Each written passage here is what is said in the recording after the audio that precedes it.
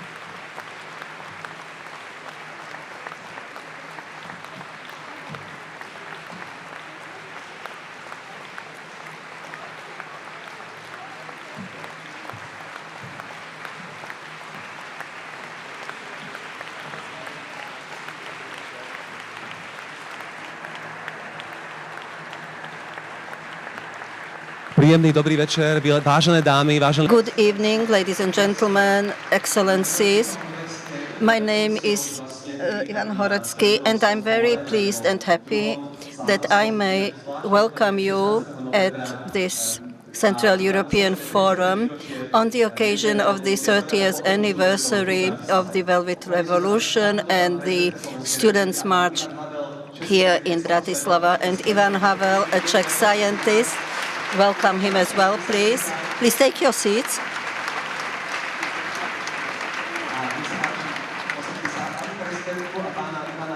President and Ivan Havel visited the primary school of Plavecký Štvrtok. Thank you very much for being here with us. And they also deserve to be applauded.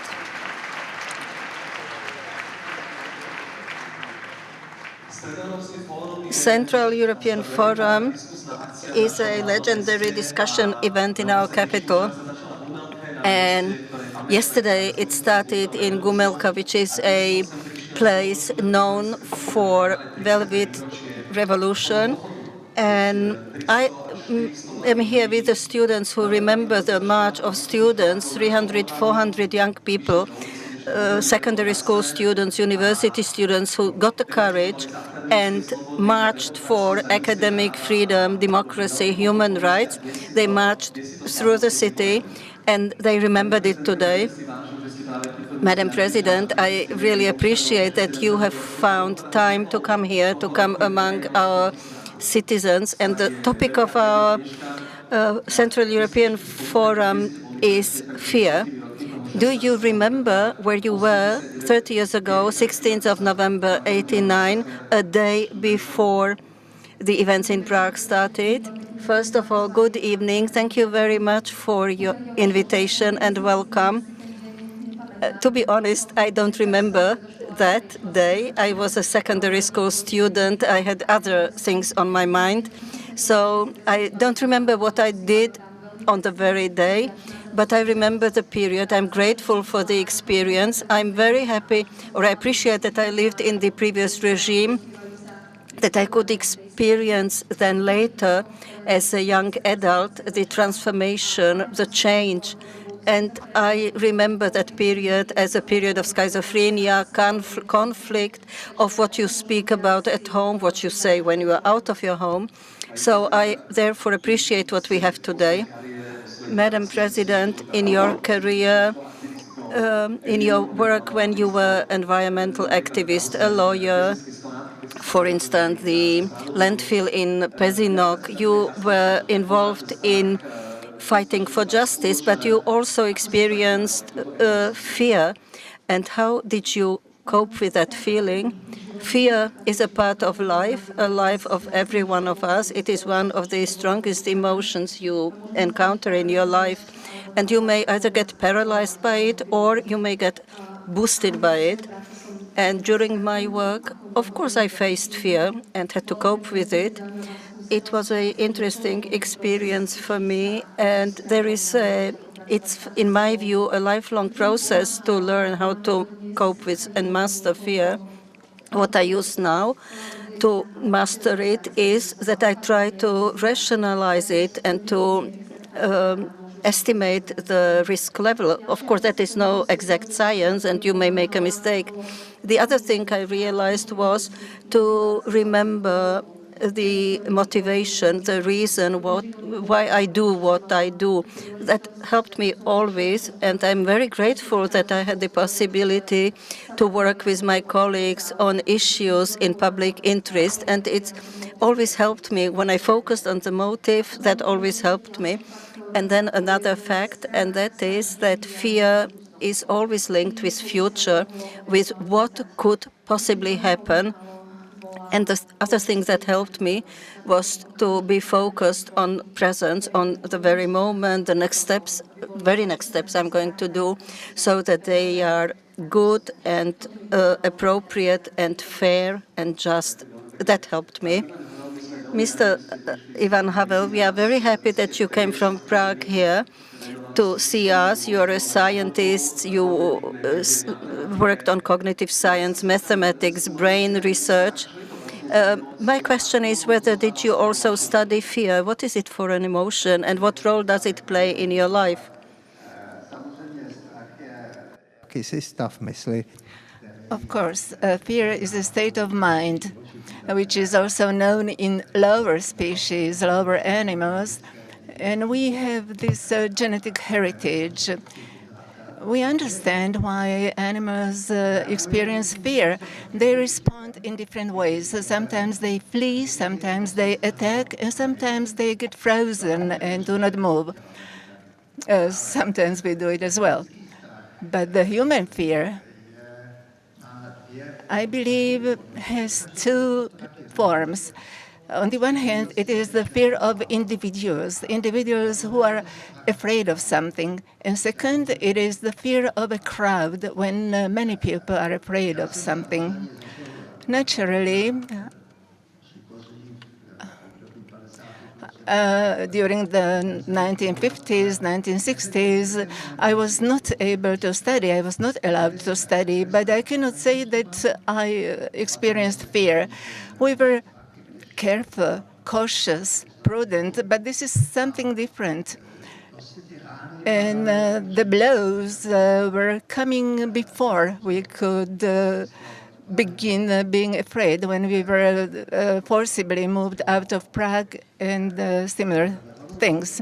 After the Velvet Revolution, which is so much spoken about today, it was slightly different. At that time, at the moment people got together in the squares, they lost fear. And the fact that they lost the fear because they first had to decide to go to the squares, to the streets, because their parents would perhaps discourage them, because they would be afraid that their children would be threatened or in danger. But once people got to the square and so many people around them, all of them were elated, and this elation, it was the reason for the fear to disappear. Of course, I could go on speaking, but that's all I wanted to say.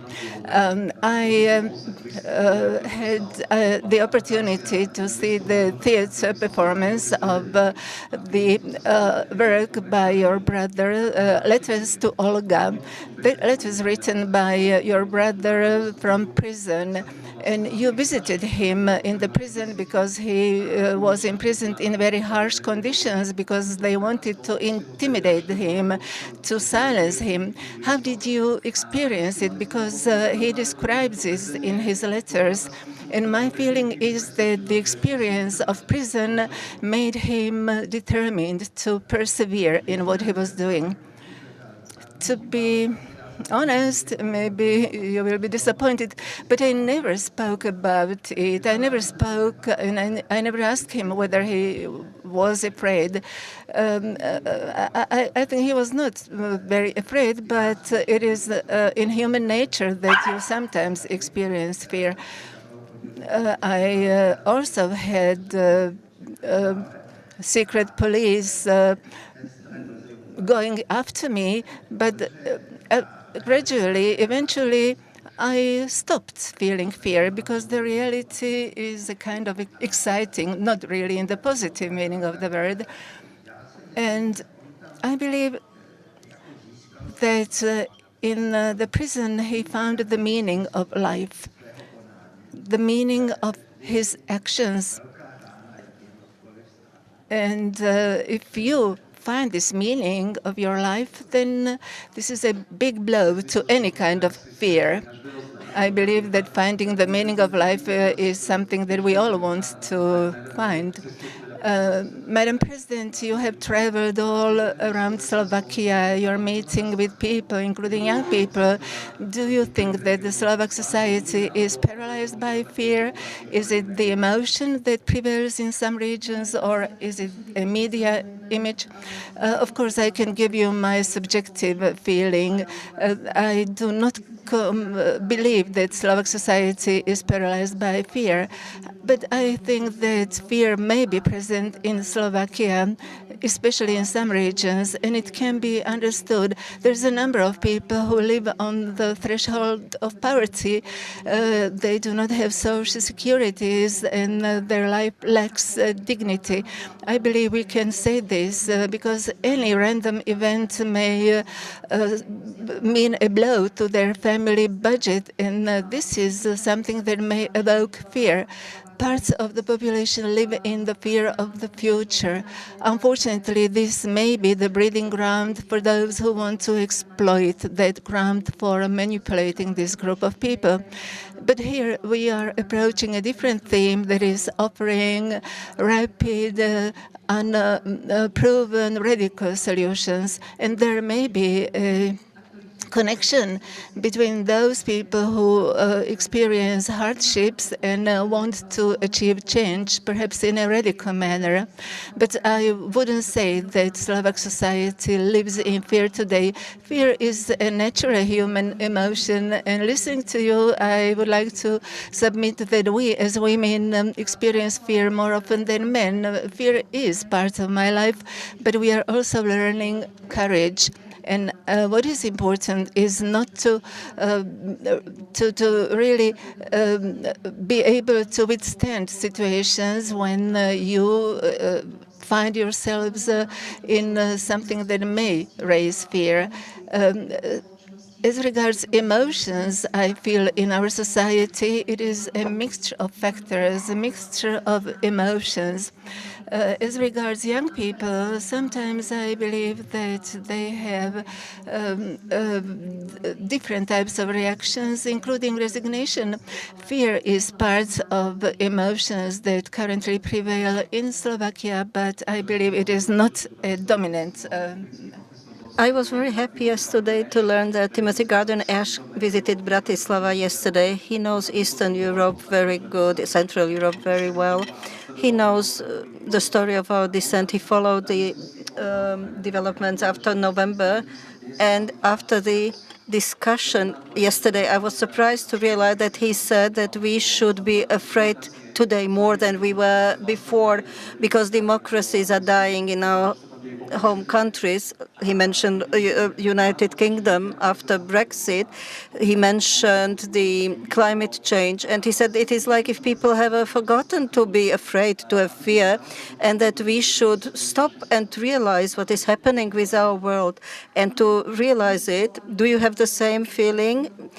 Maybe I would use different words. I often mention it in discussions, and that is that I think that we are at a crossroads, not only in Slovakia, but when I see it now closer, when I do different visits to different countries and leaders, then I have a feeling that the Western democracy is at a crossroads. The factors why we are there are several.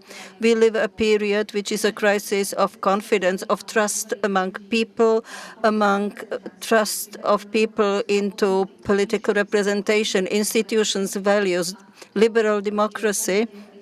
And it's quite a risk factor because the level of mistrust may initiate interest in speedy, quick, radical solutions. At the same time, we are facing different challenges like the climate change or climate crisis. And I think that we agree in this. Maybe we are the last generation, as scientists say, which can make fundamental changes before it is too late for the future generations. So we face global challenges in a situations with crisis of confidence. Societies are split in several factions, polarized. Especially, we see also this fragmentation in the camp of or the group of people who share the same views or opinions, and they would quarrel about ornaments, I would say, instead of the core values.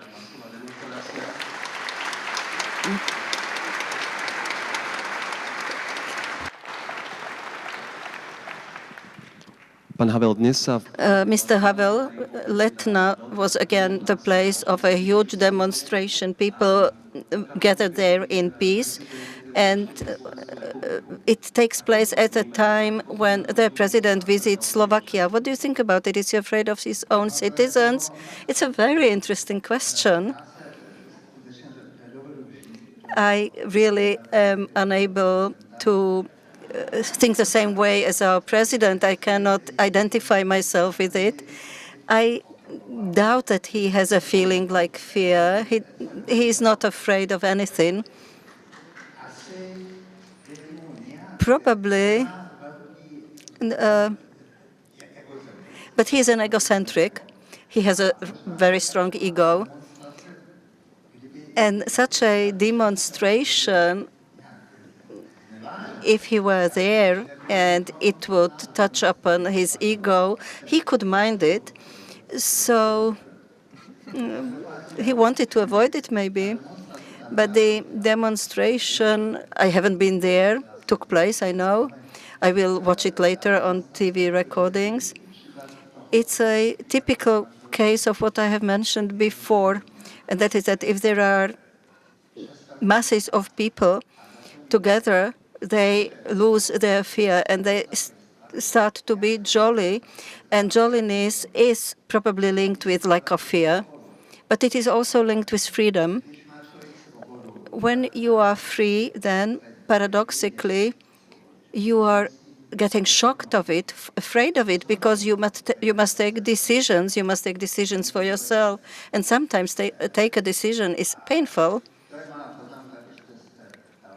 That's just a remark. When you mentioned my brother in the prison, he always said that when a prisoner is released, that person gets a so-called freedom syndrome. They have lost the being used to freedom. They lived a life that was very regulated, controlled, with a very rigid day program, and suddenly they leave the prison and they don't know what to do. They don't know whether they should go home or not go home, whether they should start to look for a job or not. So probably the prisoners should be more afraid of being freed than staying in the prison. You are also an eyewitness of the events in Prague. You were one of those who founded Civil Forum.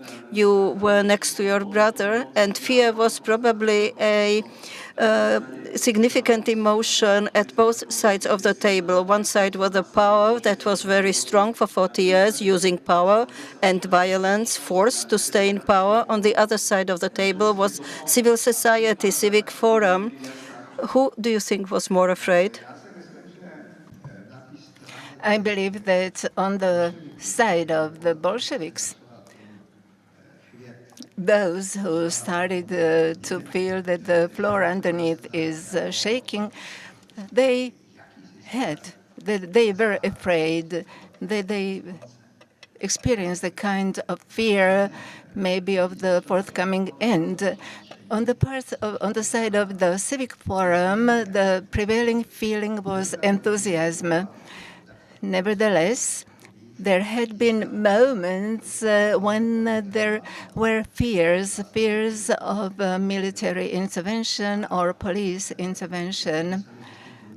And we always had to dampen those feelings.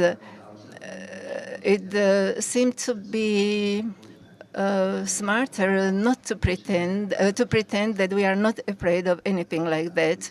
And we can also thank the discussions that were taking place behind the scene with the government. And I think this prevented real danger.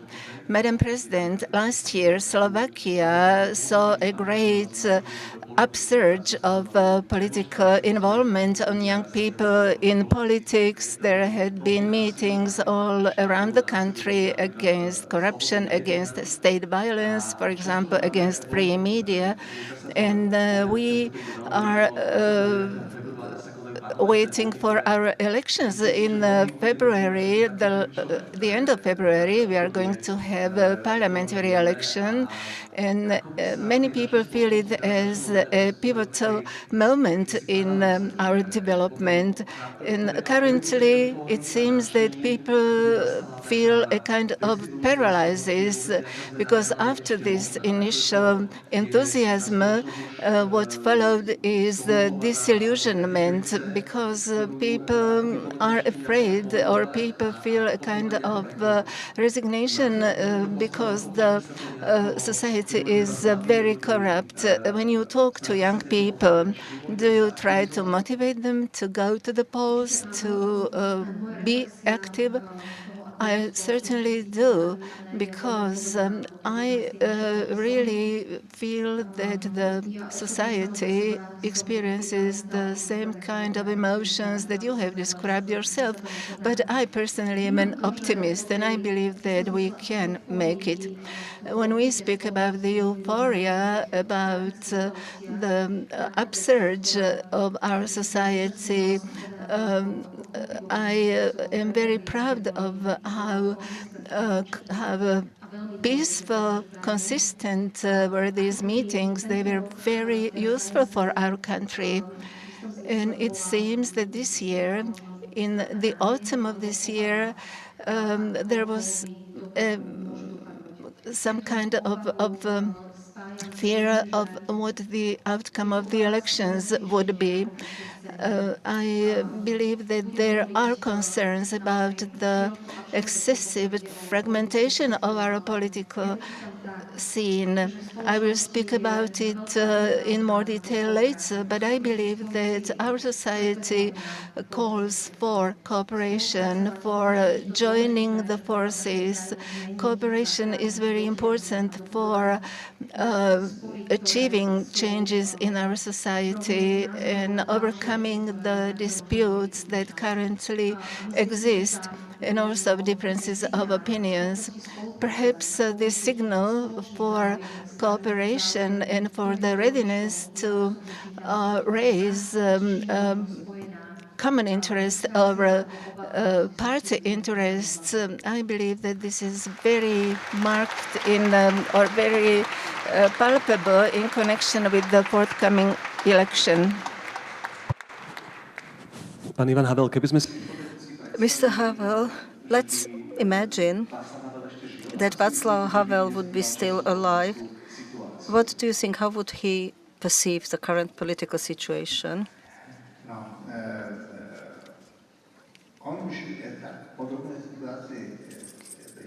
He was in a similar situation already.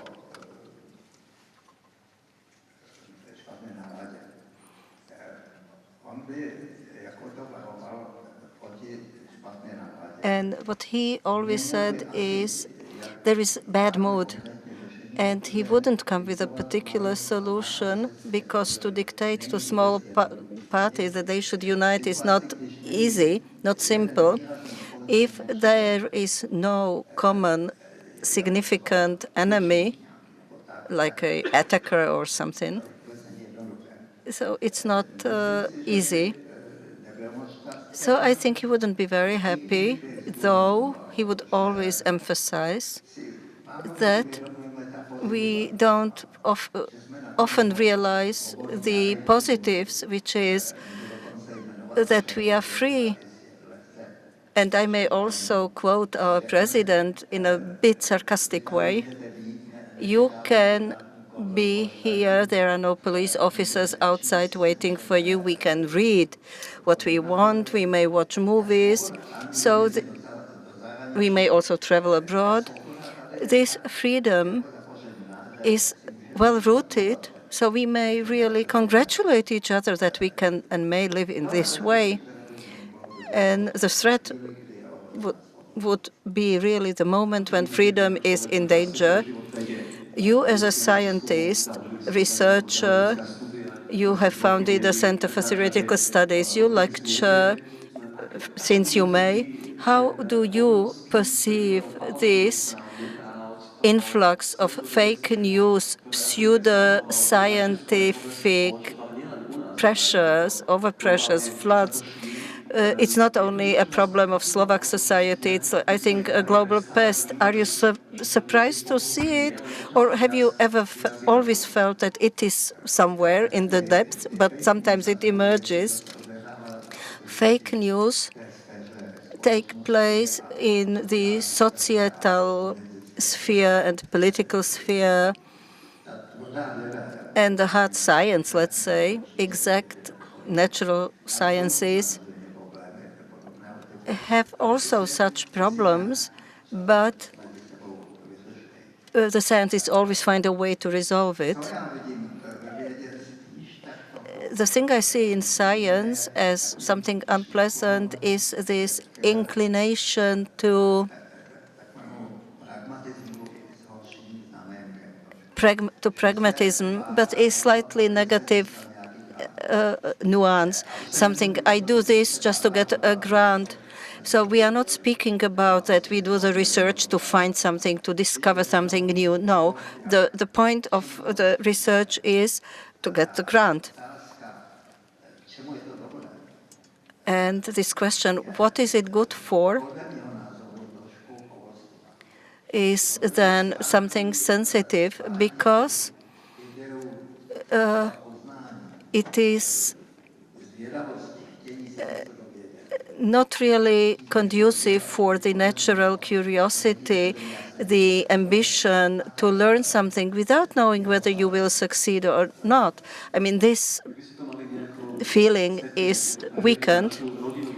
Let's take a view back to our family, to your family tradition.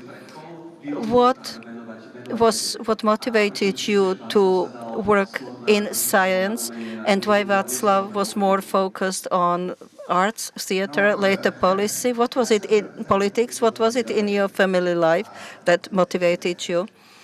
I was curious all my life. I've been always interested to know how it is possible. Why do things happen? Why do birds do this or that, or what do, I don't know, insects do that and this, and why one bird is flying and another not? And I was, as a child, interested in it, and it stayed with me. But I couldn't always work in this field, as you know, because I had difficulty to be able to study. I got a lot of trouble in order to be able to travel. But this desire for knowledge is an essential issue. It is not linked with fear. The desire for knowledge is a positive human feature in individuals and groups. And it should be appreciated in some human activities. There are many young people here among us tonight. Thank you very much for coming. If you had to explain to these young people who were born after the Velvet Revolution the situation of the 1950s, where you knew that because of your bourgeois origin, which was punished by the communist regime, that you in those days haven't seen a just future for you. What was that feeling? What did you do to cope with it? Now I shall improvise a bit. When I am prevented from doing something and I find the path of how to achieve what I want, it's very exciting, adventurous, and attractive. So I'd prefer to speak about the 1970s, 1980s. It was the time when we were holding a number of meetings on the topics like freedom, that is, topics that did not have official recognition. And moreover, what we experienced was joy. It was very appealing to us. This is an interesting experience which the young generation of today cannot feel because they can do practically anything, so they cannot form these small groups, experience this narrow, this local joy. I wonder what I should recommend. First of all, I would recommend them to take their studies very seriously if they are students. It means that based on the knowledge they acquire, they would find a good job. They should study diligently, but they should study things that they really are interested in. Second, they should not be limited to a narrow specialization. They should take interest also in other fields. And they should derive the knowledge from one field and learn how it influences other fields. And if they develop these qualities, I believe everything will be all right.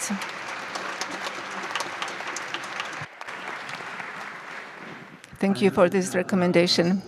Madam President, Ivan Havel mentioned that at that period they were forbidden or prevented from doing many things. How about your generation? Do you remember any such things that you were prevented from doing? I remember that I watched Austrian TV, and my cousin emigrated in 1989, and I was certain I would never see him again because the boundary, the frontier was impassable in my mind. Did you experience anything similar? I remember I was 16 at the time of the Velvet Revolution, and I remember the limitations connected with travel because the only place we could travel to was Yugoslavia. We would also watch Austrian TV, but we would not be able to travel to Austria. But what we in our family had in particular was the discussions. There were many discussions, and some of these discussions held in private differed from what we learned at school, what was said publicly. So there was this huge contradiction. The ideology was felt at the primary school, secondary school. It was ever present. It was all pervading, and this is the experience I have in myself. Mr. Havel, you spoke about finding the meaning of life as an important thing. It was in this moment, in this hall, that changes took place. And I really, Madam President, I would like to congratulate you on the way that you are performing your office. I believe that you are handling it masterfully.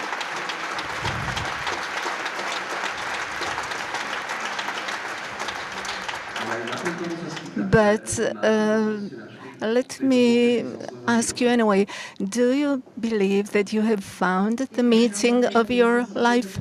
It's true that it was in this building, in this hall, I realized it when I entered that this is a symbolic place, symbolic venue for me. And regarding the meaning of life, yes, or changes in my life, yes, this was a major change in my life, also including the professional life. It is not like anything that I have done before. In no area is it similar. But regarding the meaning of life, I see it as something broader. I try to see the meaning of life as a continuum, something which is not linked to what I am doing at the moment. So it should be linked to the quality of life in general. I remember when I worked in a different type of service, I always wanted to do public service, something that is connected with fairness, justice, correct imbalances in society. And I try to make this life continuum to be the meaning of my life, if I may call it that way. I try to also make it part of the execution of my presidential mandate. And when it is over, I am certain to be looking for another area where I could continue in this line. Pán Havel, keby ste to mal... Mr. Havel, the conclusion of our discussion, the last 30 years were for you personally and for your family a change. And I hope you really enjoyed it. Was it really the best period of your life? Was it really that time when you could say, yes, I lived long enough to do in freedom what I always wanted to do? Do your dreams from the time of non-freedom become true? I think it's more complex. The 30 years is almost half of my life. Sorry, the 40 years of communism were more than almost half of my life, more than a half of my life, so I cannot forget about it. But I'm not complaining. I experienced a lot of great things, and I could follow what I was interested in. However, the change in 89 was unexpected. Many people expected it, I didn't. And this flood of the new things, it was really an influx, like a flood. So I didn't think what will happen to me. Then later, I could visit United States to see what happened there meanwhile. But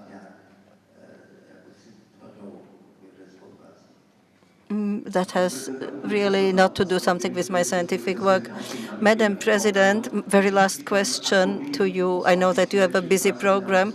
How are you going to celebrate the day of tomorrow, the 17th November, 30 years since the Velvet Revolution? I will be among the people.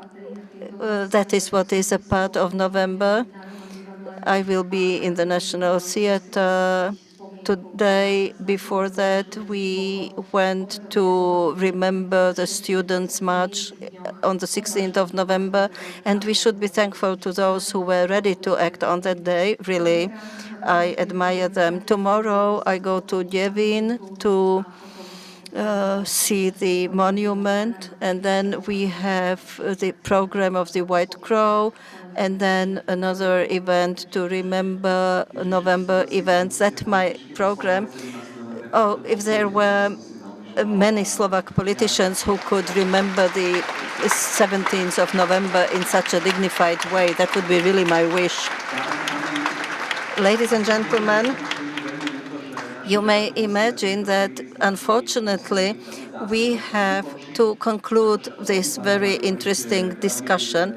But the reality is that both of them have a very rich program tonight and tomorrow. But I really appreciate that President of Slovak Republic Zuzana Čaputová and Ivan Havel, Czech scientist, found time to come here to see us and to talk to us.